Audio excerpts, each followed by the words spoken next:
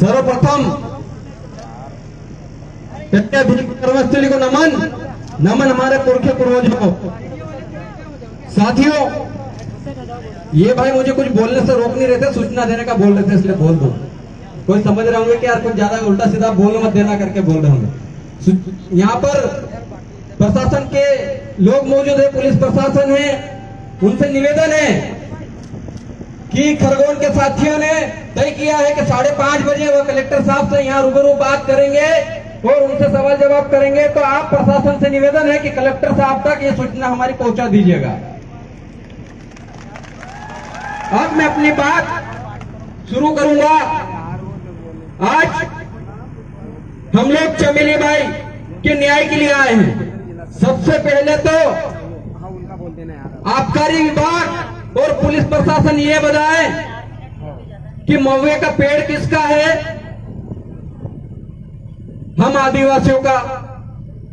महुए पेड़ पे जो फूल लगते हैं वो किसके हैं? हम आदिवासियों के। उस फल से दारू बनाता कौन? हम आदिवासी। उसको पीता कौन?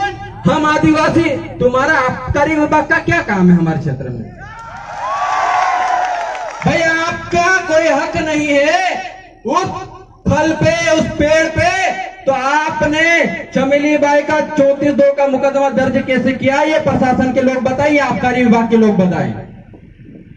हम बार बार मंच से कहते हैं, मुझसे पूर्व वक्ता रामदेव भाई ने कहा, महाराष्ट्र के साथी आए थे, उन्होंने कहा कि आदिवासियों पर सीआरपीसी आईपीसी की कोई भी धारा लागू नहीं होती है। ये खुद सीआरपीसी आईपीसी के सेक्शन 5 में उनकी बुक में लिखा हुआ, फिर भी आदिवासियों को जबरन जेलों में ठूसा जा रहा है क्योंकि आप लोग पढ़ नहीं रहे हो। आप लोगों को बार बार कहा सीआरपीसी आईपीसी की बुक उठाओ, उसका सेक्शन 5 पढ़ लेना, बाकी पूरी बुक को छोड़ देना, रद्दी है वो, हमारे कोई काम की नहीं है। और यहाँ के कलेक्टर ने 144 लगा दी कल। उनको वो शायद मसूरी से सही ढंग से ट्रेनिंग लेकर नहीं आए। उनको पता होना चाहिए था, उनको पता होना चाहिए था कि उनसे 100 नंबर बड़े 244 वाले लोग आदिवासी लोग हैं।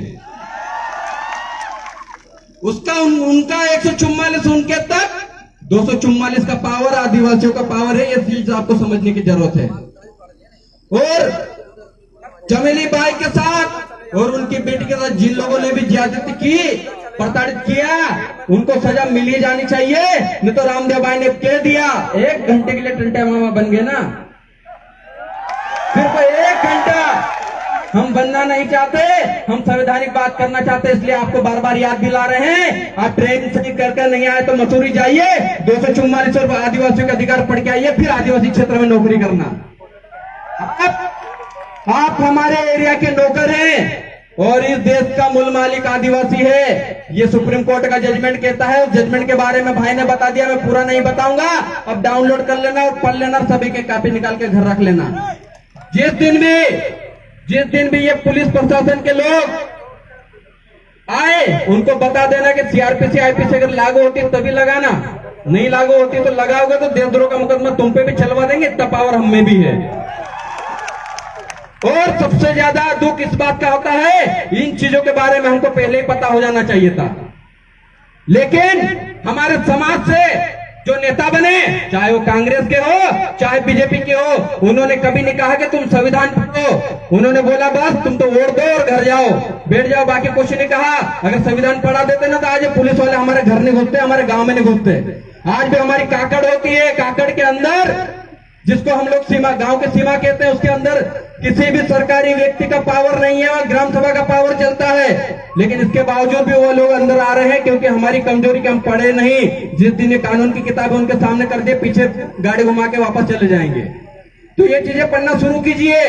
और अभी मैं बैठा था और यहाँ पर मुझे वन विभाग वाले साथी द्वारा प्रताड़ित किए गए कुछ लोग आए थे।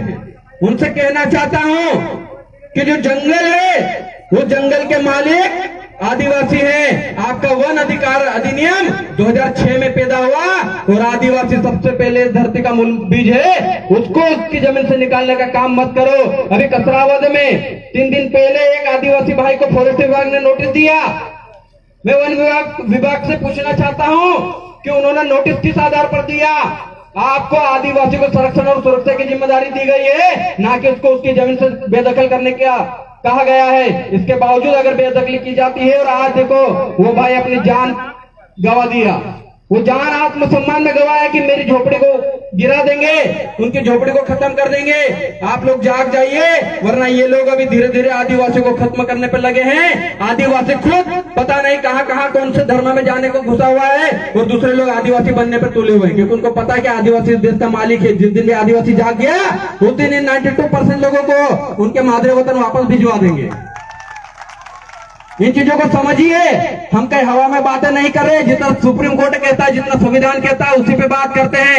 और आज भी प्रशासन आज के कार्यक्रम में अगर किसी को के ऊपर भी एफआईआर करता है, 144 उल्लंघन की धारा लगाता है, तो याद रखना, जो धारा लगाएगा, जो विवेचना करेगा, उसको हम लोग सुप्रीम कोर्ट में घसीट देंगे और देशद्रोह का मुकदमा अब हम लोग लगवाएंगे। क्योंकि पहले हम लोग नहीं पढ़ते, लेकिन अब पढ़ना लिखना शुरू कर दिया है।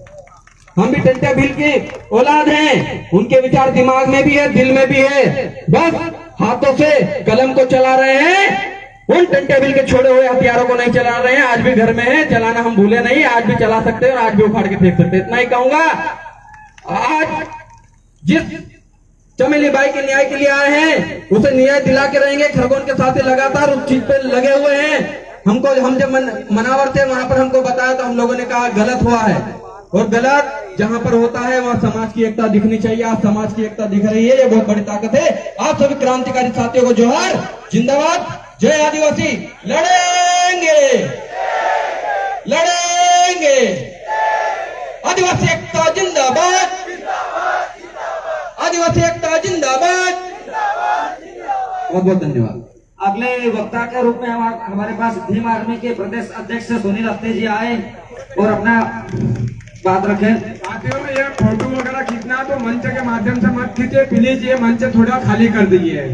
सबसे मेरा अनुरोध है, रिक्वेस्ट है मेरा, मंच पे खड़े मत होइए, और जिस भाई को फोटो वीडियो बनाना है वो मंच से नीचे उतर के आइट साइड से बना ले भाई।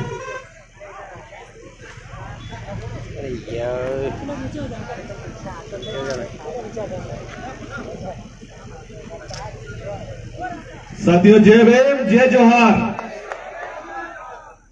जननायक क्रांति सूर्य टंटे मामा भील के चरणों में नमन करते हुए यहाँ पर उपस्थित हमारे आदिवासी समाज, दलित समाज के शेर, जो इस सरकार से लड़ाई लड़ने के लिए यहाँ पर 144 की बेड़ियां तोड़कर कलेक्टर से आंख में आंख डालकर बात करने के लिए एक बार आप तक नहीं जोड़ रहा। साथियों, लड़ाई बड़ी लंबी है। इस लड़ाई में हमको समझने की जरूरत है